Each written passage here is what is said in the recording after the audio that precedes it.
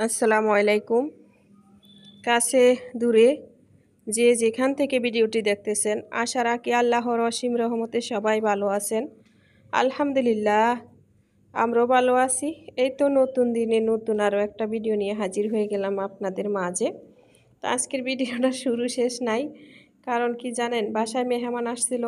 আমার 3-4টা ভিডিও ছিল মোবাইলে করা।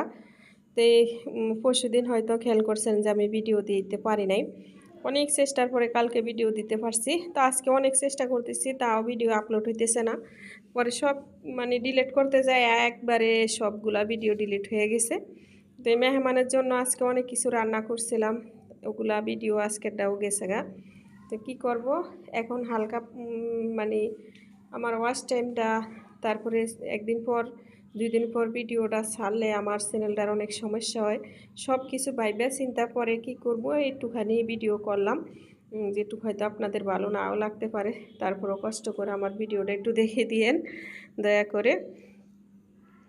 আসলে তোহার বাবা অসুস্থ, ওনাকে নিয়ে হাসপাতাল যাওয়া লাগে। আমার যা আইছে দেশের তেনে অসুস্থ, আমার ভাই আইছে গ্রামের বাড়ির থেকে অসুস্থ, ওরা সব অসুস্থ। তো এই মেহমানের জন্য রান্না বান্না, তারপরে আবার আমার নিজের শরীরটাও ভালো লাগতেছে না, কারণ হয়তো জানোনি আমার আলসারের ব্যথা আছে।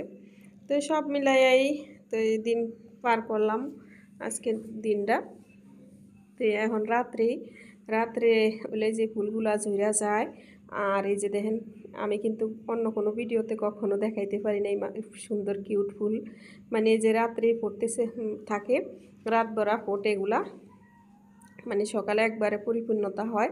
তো রাত্রে আস্তে আস্তে পড়তে থাকে। তো আমি মাঝে মাঝে রাত্রে আইসা এগুলা দেখি, কিন্তু আপনাদের সাথে শেয়ার করা হয় না, আজকেই শেয়ার করলাম। তো এই গাছগুলাতে বিসিও আইছে।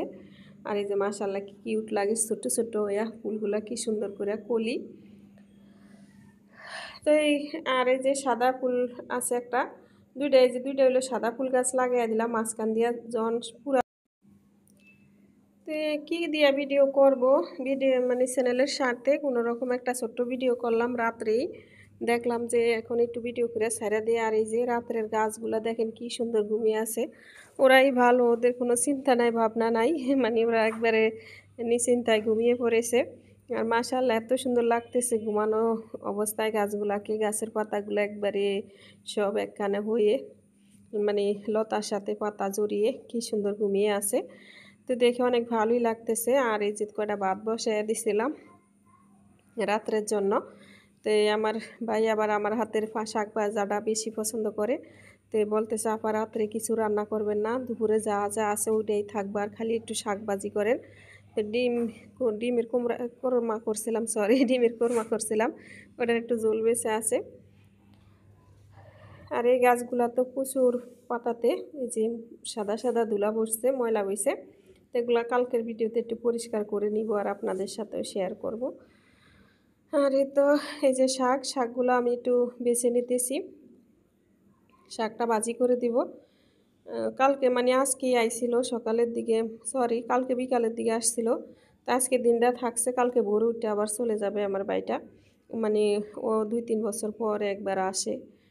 আমার কাজে ব্যস্ত থাকে, এই জন্য গ্রামের বাড়িতে থাকে। গ্রামে যারা থাকে দেখবেন ব্যবসা বাণিজ্য বা যে কোনো কাজই করুক না কেন, ওরা ঢাকা শহর আইসা বেড়ানোর মতো সময় হয় না। তো অসুস্থর কারণে আইছিল, একটু ডাক্তার দেখাইছে। তো কালকে রিপোর্ট দেখায় চলে যাবে, ভোরেই যাবে ঢাকার ওইদিকে ডাক্তার দেখাইছিল।